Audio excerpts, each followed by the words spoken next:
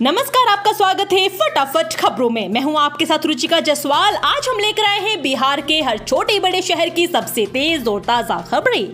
तो चैनल को सब्सक्राइब कीजिए और वीडियो कहां से देख रहे हैं कमेंट बॉक्स में जरूर बताएं। दूसरे राउंड की काउंसलिंग का सीट आवंटन परिणाम जारी। बिहार संयुक्त प्रवेश प्रतियोगी परीक्षा बोर्ड ने बिहार आयुर्वेद, योग और प्राकृतिक चिकित्सा, यूनानी, सिद्ध और होम्योपैथी 2024 सीट आवंटन परिणाम जारी कर दिया गया है। काउंसलिंग प्रक्रिया के लिए पंजीकृत उम्मीदवार आधिकारिक वेबसाइट bceceboard.bihar.government.in पर जाकर बिहार आयुष नीट यूजी 2024 का सीट आवंटन परिणाम देख सकते हैं। वही बिहार आयुष 2024 का सीट आवंटन पत्र 18 सितंबर तक डाउनलोड कर सकेंगे। अभ्यर्थियों को 18 सितंबर तक आवंटित कॉलेजों में सत्यापन करके अपनी प्रवेश प्रक्रिया पूरी करानी होगी। Bihar Ayush NEET UG seat आवंटन, नीट यूजी स्कोर, श्रेणी, अधिवास, सीट उपलब्धता, आरक्षण नीति, टाई ब्रेकिंग मानदंड और काउंसलिंग के दौरान अभ्यर्थियों के भरे विकल्प के आधार पर होता है। बिहार में उद्योगों के लिए बिजली कनेक्शन की नई दरें थे। 3 से 150 किलोवाट तक का रेट फिक्स। बिजली कंपनी ने बिहार में छोटे बड़े उद्योगों के लिए कनेक्शन दर तय कर दिया है। उद्यमियों को अब प्राक्कलन के आधार पर नहीं बल्कि कंपनी की ओर से तय दर के अनुसार ही बिजली कनेक्शन दिया जाएगा। कंपनी ने इस बाबत बिहार विद्युत विनियामक आयोग में याचिका दायर कर दी है। आयोग का फैसला होते ही बिहार में नई दर प्रभावी हो जाएगी। कंपनी ने यह शुल्क फिलहाल 2 वर्षों के लिए तय किया है। यह सुविधा बहुमंजिला इमारतें, अपार्टमेंट, व्यावसायिक भवनों पर लागू नहीं होगी। उद्यमी को 3 किलोवाट तक कनेक्शन लेने के लिए 2700 रुपए देने होंगे।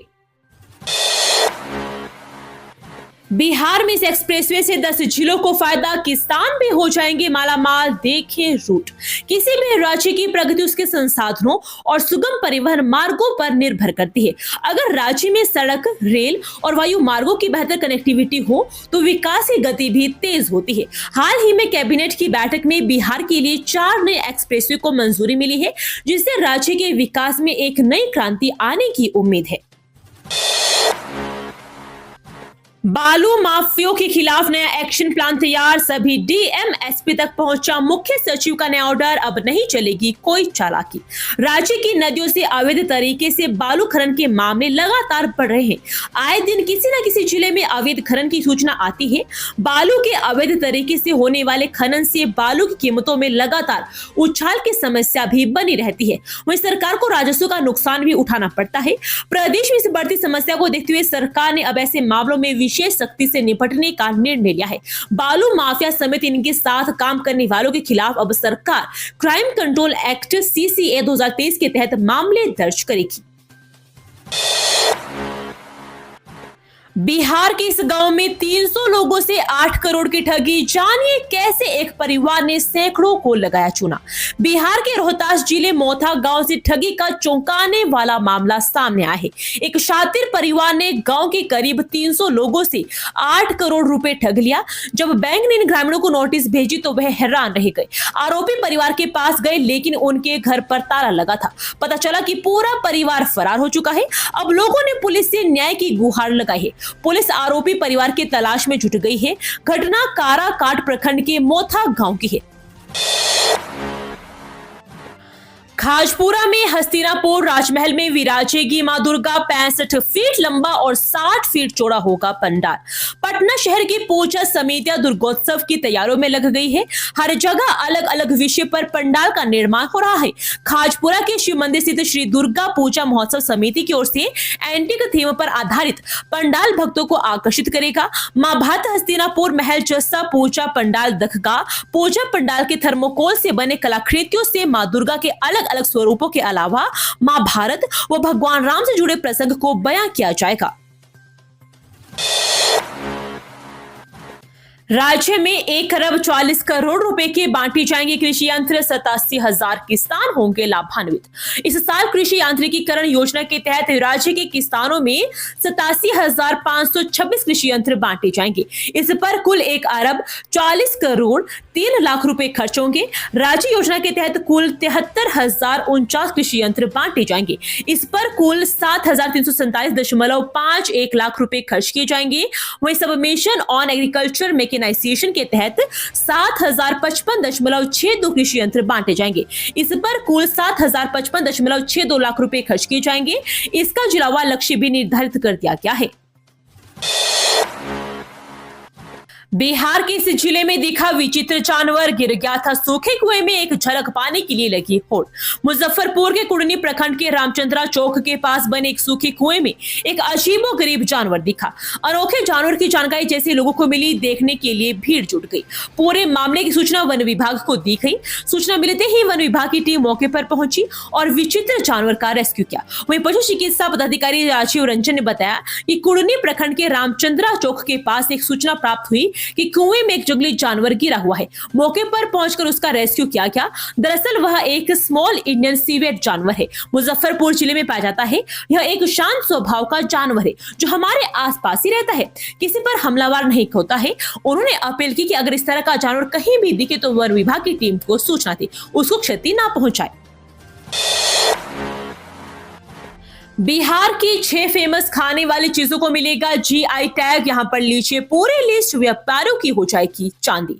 बिहार के कई उत्पादों को केंद्र सरकार विशिष्ट पहचान जीआई देगा। इसमें गया के तिलकुट व पत्थल कट्टी, वैशाली जिले हाजीपुर का चिनिया केला, नालंदा की 52 बूटी, भोजपुर जिले में उद्वंत नगर के खुरमा एवं सीतामढ़ी की बालूशाही को शीघ्र ही जीआई टैग देने की तैयारी है। अंधे बहरे गूंगे नवी फेल जासूसी, बिहार में इन बयानों पर क्यों मचा है गदर। बिहार अभी चुनाव से दूर है मगर राजनीति फिर भी चरम पर है। प्रशांत किशोर तो पहले से ही यात्रा पर थे, अब तेजस्वी यादव भी यात्रा पर निकल चुके हैं। इस बीच तीखी बयानबाजी भी बढ़ने लगी है। बिहार विधानसभा में नेता प्रतिपक्ष तेजस्वी यादव ने राज्य में कथित तौर पर बिगड़ती कानून व्यवस्था को स्थिति को लेकर नीतीश कुमार सरकार पर निशाना साधते हुए कहा कि प्रदेश में बढ़ते अपराध को लेकर मुख्यमंत्री अंधे बहरे और गूंगे हो चुके हैं। मुख्यमंत्री और भाजपा नेताओं को सत्तारूढ़ सरकार के संरक्षण में होने वाले अपराधों की कोई चिंता नहीं है और वे राज्य में अपराधियों को संरक्षण दे रहे हैं। मुंगेर में एसबीएन कॉलेज में प्रवेश पत्र के नाम पर हो रही अवैध वसूली, छात्र राजद ने जताया विरोध। मुंगेर जिले के एसबीएन कॉलेज गढ़ी रामपुर में स्नातक पार्ट 2 के प्रवेश पत्र के लिए विद्यार्थियों से अवैध रूप से 100 रुपए प्रति छात्र वसूले जाने का मामला सामने आया है।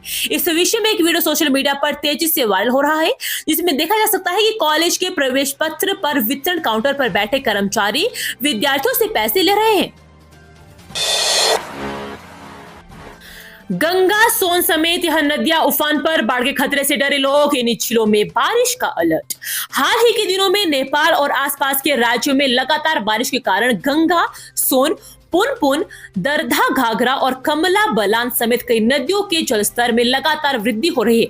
गंगा, पुनपुन और दरधा नदी का जलस्तर में लाल निशान के पार हो चुका है। इस कारण इलाके में बाढ़ का खतरा बढ़ गया है। पटना, बक्सर, भागलपुर समेत कई इलाकों की नदियों के जलस्तर बढ़ने से कटाव भी तेज हो गया है। गया के 3 गाँव में बाढ़ का पानी घुस गया है। इतना ही नहीं, भागलपुर और आरा में भव नदी समा गए। जल संसाधन विभाग के अनुसार पहाड़ों पर बारिश के कारण नदियों के जलस्तर में वृद्धि हो रही है। बिहार के जमुई जिले में बने बेली ब्रिज का हिस्सा झुका, पिछले साल ही हुआ था निर्माण। बिहार के जमुई जिले में बरनार नदी पर बने बेली ब्रिज का हिस्सा अचानक एक तरफ झुक गया। अधिकारी ने यह जानकारी दी। जमुई की जिलाधिकारी अभिलाष शर्मा ने कहा कि यह घटना सोमवार सुबह हुई, जब बरनार नदी पर बने बेली ब्रिज का हिस्सा अचानक एक तरफ 6 इंच झुक गया। पुल पर यातायात की आवाजाही पूरी तरह से रोक दी गई है और तकनीकी विशेषज्ञ की इसकी मरम्मत में लगे हुए हैं। उन्होंने बताया कि पुल 5 दिनों से पूरी तरह से चालू हो जाएगा। ये थी आज की फटाफट खबरें। हम मिलेंगे अगले बुलेटिन में, तब तक के लिए धन्यवाद। जय हिंद।